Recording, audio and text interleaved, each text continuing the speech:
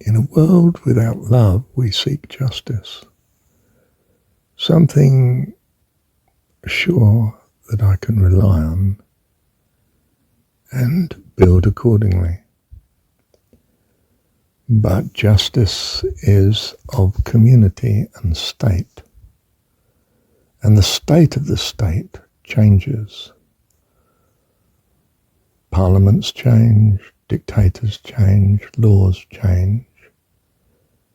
And that which you thought was stable and reliable and built on is swept away by the invader or the new government or the new Act of Parliament, whatever it is. There is no safety and dependability, no integrity, therefore, in the concept of justice. We may want state justice to follow some inherent, fundamental, natural justice. And we may want such to exist. But the Jesus story is not this. The Old Testament God hammers away at being a just God, but even the just God changes his mind, and but for Moses' plea, so to speak, would destroy the people. It's a precarious justice, you see. It turns on obedience. But the Jesus story notion of God does not have justice. In fact, the Christian view, which is hardly the Jesus story, but the Christian view was that if I get my just desserts, it's purgatory because I'm guilty. I've broken the law. This is not the Jesus story. Jesus' story is one of compassion. Is there anyone that accuses you? No, Lord. Well, neither do I accuse you. Sin no more and go in peace. In other words, repent, turn if you can. Avoid it. Whatever you think is sinful, avoid it if you can. But the whole notion of the Jesus story is much greater than this. It's that God is our heavenly dad. That's ideally, as I understand it, not a question of power and obedience,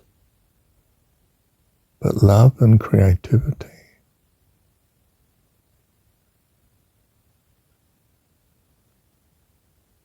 I would rather have God's love than any law. I would rather have his compassion and forgiveness than any integrity of legal precept and binding constraint. Do you see, at heart, the Christian story, the Jesus story, was love, and the Christian story should have been likewise. But it still had the Old Testament God there. And the two of them have fought it out for the last 2,000 years.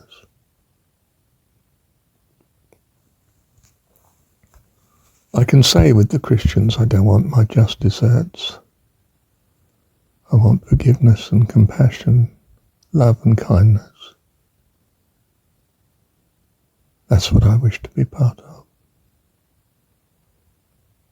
I know whom I have believed and am persuaded that he is able. You see, I love God, not justice. I agree, in a world without God, justice is my only hope. And it's not a reliable hope either. But to hope in love, to hope in God being a perfect dad.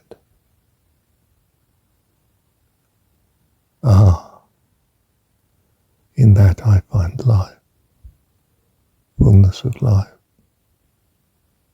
joy, joy unspeakable, full of glory. Thy loving kindness is sweeter than life to me. Thy loving kindness is sweeter than life. My lips shall praise thee, thus will I bless thee. Thus will I bless thee. Wow. Thy loving kindness is sweeter than life. Love you, Dad. Thank you, Heavenly Dad. You see, justice is of fear.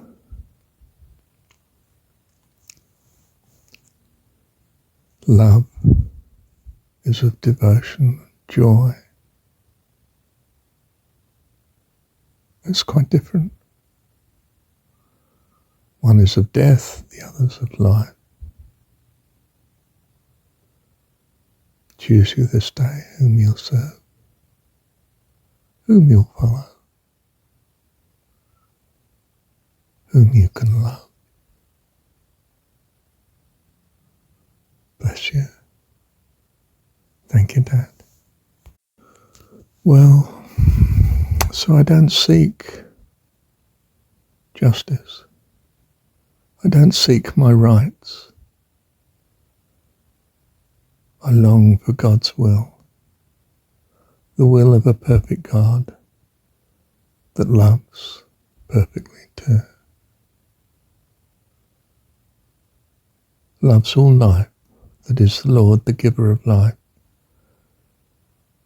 God of the living God. For all live unto him. I am come that you might have life, and have it more abundantly.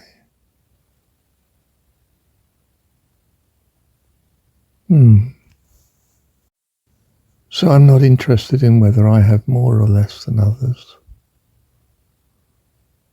or even really if you have more or less than others, except that I can understand why it's so important to you.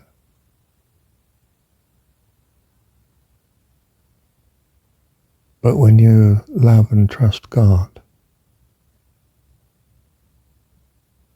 you delight in the way he has his universe organized. How can you say that, Marcion, in the face of horrendous evil? I don't know. I can't justify it. Except in the rationality, of course, that he's all-powerful and all-loving, and therefore this is the way he has it. And I can't risk believing anything else, because anything else is horrendously poor by comparison. And there's nothing poor about my God.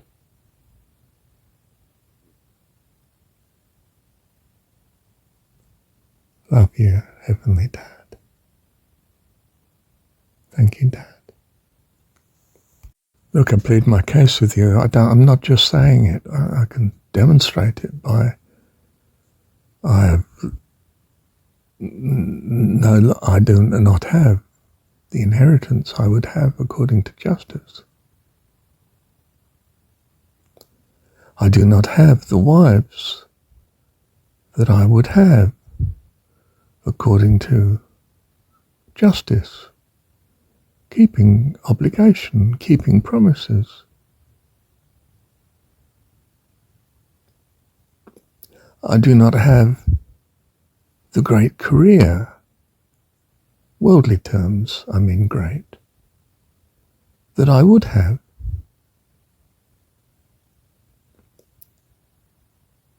it had simply unfolded according to what you would expect, I put that aside myself.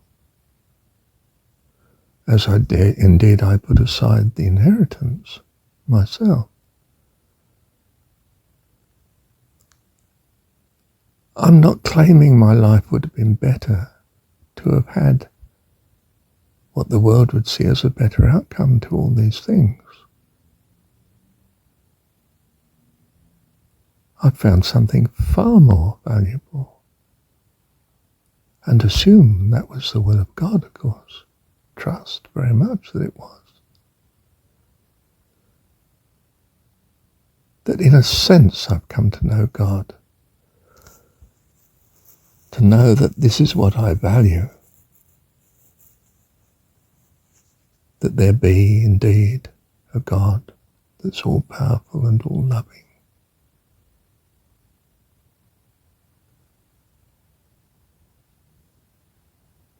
And my life has brought me to this conclusion. And for me, that's open-ended, life eternal. Heaven.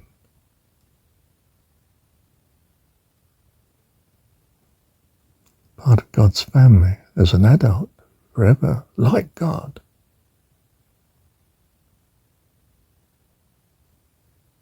In a perfection that is beyond my comprehension.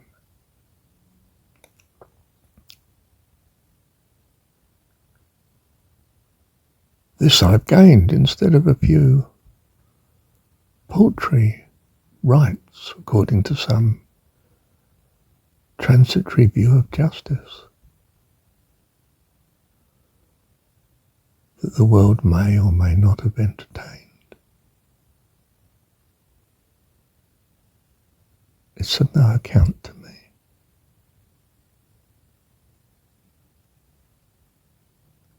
I know whom I have believed and am persuaded that he is able to keep that which I have delivered unto him.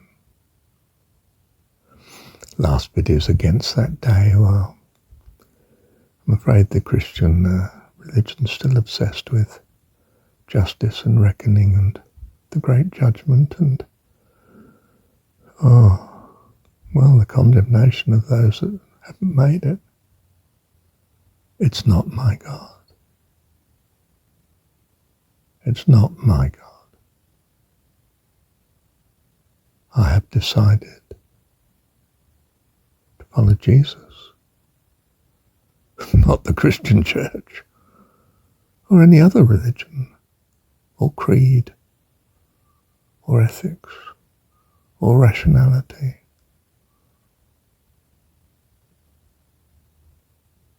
Or anything else.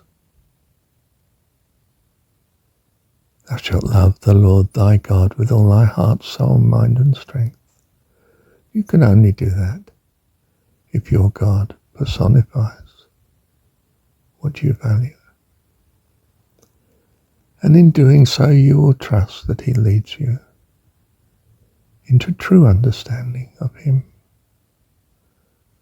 For this is life eternal, to know thee, the only true God, and the way, Jesus Christ, whom thou hast sent. That's the way the Scripture's written. I don't mean it's perfectly written.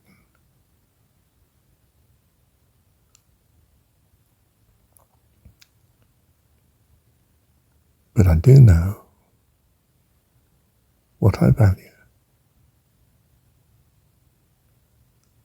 Love you, Dad. Thank you, Dad.